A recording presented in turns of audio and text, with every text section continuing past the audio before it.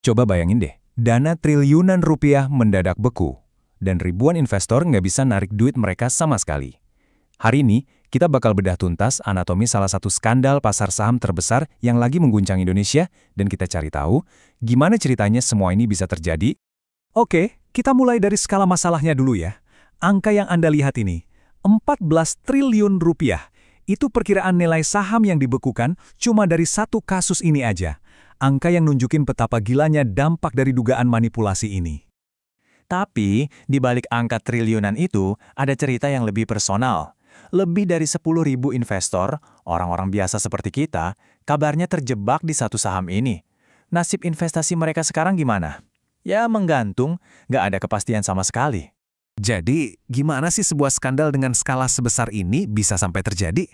Yuk kita telusuri bareng-bareng gimana satu saham aja bisa menyebabkan kerusakan yang begitu luas dan sistemik. Pusat dari semua penyelidikan ini adalah sebuah saham yang pergerakan harganya, wah, luar biasa.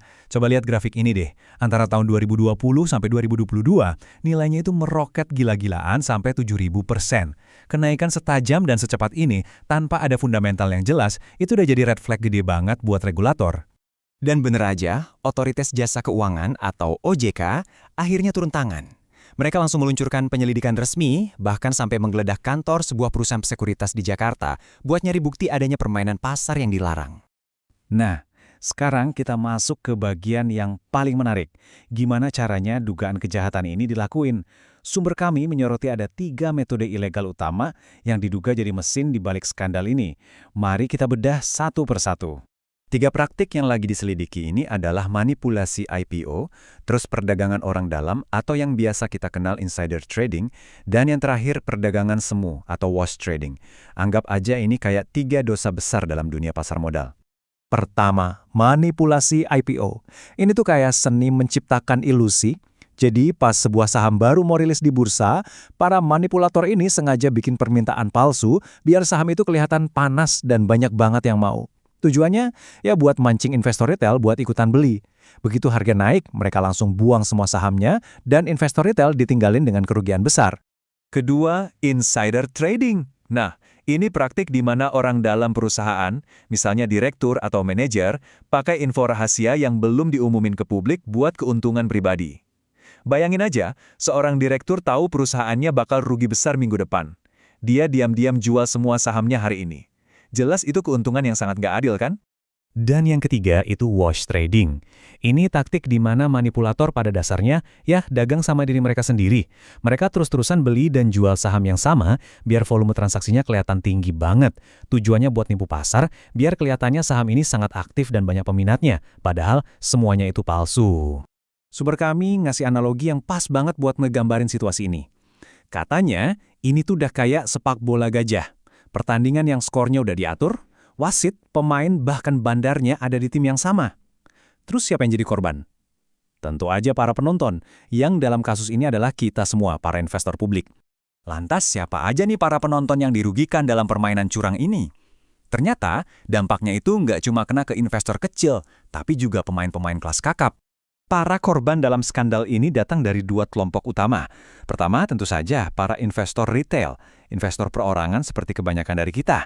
Tapi yang paling mengejutkan, sejumlah nama besar di dunia keuangan global juga ikut terperangkap. Dan ini bukan institusi ecek-ecek loh.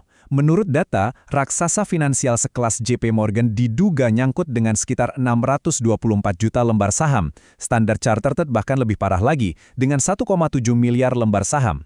Fakta bahwa pemain global sekaliber mereka aja bisa kejebak, itu nunjukin betapa canggih dan rapinya dugaan skema ini. Di luar kerugian finansial yang kelihatan jelas, skandal semacam ini tuh nyiptain luka yang lebih dalam dan lebih bahaya. Runtuhnya kepercayaan publik terhadap integritas pasar modal kita sendiri. Sekarang, coba kita lihat data yang menarik banget soal kepercayaan. Di Indonesia, ada sekitar 8 juta investor saham. Tapi, coba lihat investor aset kripto. Jumlahnya lebih dari 20 juta orang. Padahal regulasinya nggak seketat pasar saham. Kesenjangannya jomplang banget kan? Kesenjangan ini itu bukan kebetulan. Menurut sumber, ini adalah sinyal kuat adanya krisis kepercayaan. Skandal kayak gini nih yang bikin calon investor, terutama anak muda, jadi menjauh dari bursa saham. Mereka lebih milih lari ke alternatif lain dan akhirnya menjauhkan modal yang harusnya bisa dipakai buat membangun perusahaan-perusahaan nasional kita.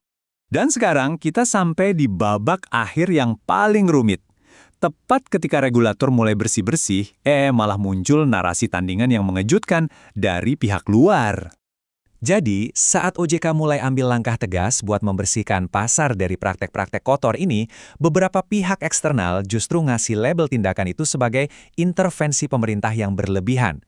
Upaya penegakan hukum buat melindungi investor malah dibingkai jadi sesuatu yang negatif. Ini kan jadi dilema. Nah, ini yang membawa kita ke pertanyaan pamungkas.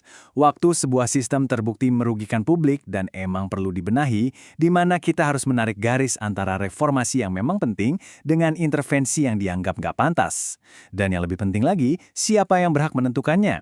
Sebuah pertanyaan kompleks yang kayaknya perlu kita renungkan bareng-bareng.